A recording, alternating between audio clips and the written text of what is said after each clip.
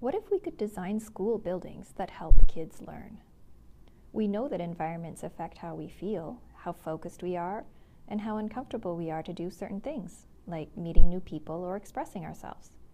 If we know it as adults, what about kids? How is the environment affecting how they feel and behave? If they spend most of their time in school, how is that environment designed to bring out the best in them? So many factors contribute to a child's success in learning. The teacher, the family life, other kids, the kid's personality. But yet, have we considered the role that buildings and environments might play? I like to think of the design of spaces in two ways. Firstly, there is the functional approach. In this way, you think about all the activities you would like to do in a space and make sure that you can do these things there. You might think, okay, we want to play basketball at our school, so we need a gym, a hoop, and a court. This will be a space that provides for the needs of kinesthetic children. As a designer, you would go to all the teachers and ask what activities they need to do and what space they need to do these in, and then you design to make sure you have all of these things available. The second approach is phenomenological. That's a big word to talk about how a space makes you feel in a more profound sort of way. It's like when you walk into a room and you just sort of feel cold and isolated, or you walk into another room and you feel calm.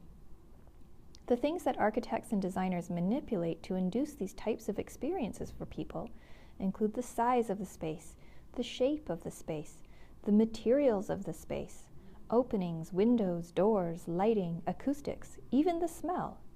All of these things together create an environment that have an effect on a person, and especially on children. With this in mind, the schools we currently use have been designed from a functional perspective. There are rooms that are a certain size to house a certain number of kids.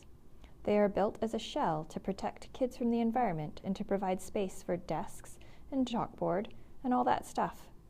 They usually have a gym and a few extra rooms, and all of these are connected with hallways designed to be a certain width to allow exit in case of fire. All this is good. All this is great. But then, have we stopped to think about what this feels like for a child? And even more specifically, how does it affect their learning? Current thinking in education supports all kinds of learning styles. Some innovative classroom techniques include movement therapy, brain gym, kinesthetic learning, outdoor learning, learning through play, art-centered learning. We build new schools all the time, and buildings usually last 25 to 50 years. Shouldn't we want to adjust the architectural model we are using to represent the latest in what we know about learning? New pedagogical methods are adapted and evolving rapidly. Are new schools being designed to adapt to these changes? And if we are going to design schools with these things in mind, what would we do? So actually, I think this is a lot to chew on. But I like to think about ways that we can start to really understand children and how they are affected by their environments. Are there ways that a school design can help their learning in a holistic way? Not just adding more facilities, but look at the experience of the space in a school. How can we find this out? What methods can we use to study children's behaviors and how they're affected by their environments? And then, how can we translate this information into better school designs to bring out the best in our kids?